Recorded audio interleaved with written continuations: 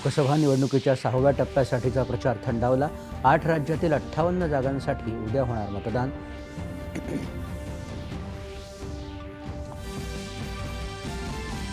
शेवटच्या टप्प्यासाठी सत्ताधारी आणि विरोधी पक्ष पूर्ण ताकदीनं प्रचारात.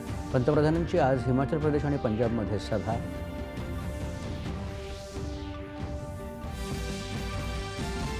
लोकसभा निवडणुकीच्या 5व्या टप्प्यातील मतदानाची अंतिम आकडेवारी निवडणूक आयोगाकडून जाहीर.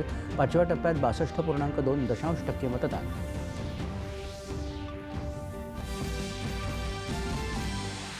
मराठवाड्यातील दुष्काळी स्थितीचा मुख्यमंत्र्यांनी घेतला आढावा. पिण्याच्या पाण्याला आणि जनावरांच्या चाऱ्याला प्राधान्य. गरज भासल्यास आणखी टँकर्स उपलब्ध करून देण्याची दिली ग्वाही. ठाणे जिल्ह्यात डोंबिवलीतल्या MIDCमधील रसायन कंपनीमध्ये झालेल्या स्फोटात 11 कामगारांचा मृत्यू. मृतांना 5 लाखांची मदत राज्य सरकारकडून जाहीर. पुण्यातल्या कोरेगाव पार्क इथं झालेल्या अपघात प्रकरणी युद्धपातळीवर तपास सुरू. पुणे पोलीस आयुक्तांची पत्रकार परिषदेत माहिती.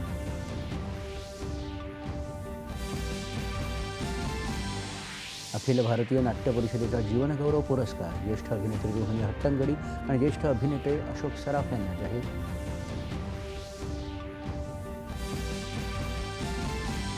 क्वालालंपूर इथं सुरू असलेल्या मलेशिया मास्टर्स अजिंक्यपद स्पर्धेत भारताच्या PV सिंधूची उपांत्य फेरीत धडक.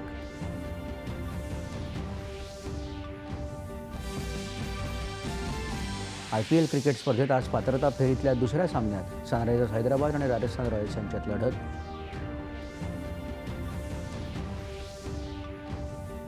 आणि राजस्थानमध्ये उच्चांकी तापमानाची नोंद. पारा 48 अंशांवर. उष्णतेच्या लाटेमुळे 8 जणांचा मृत्यू.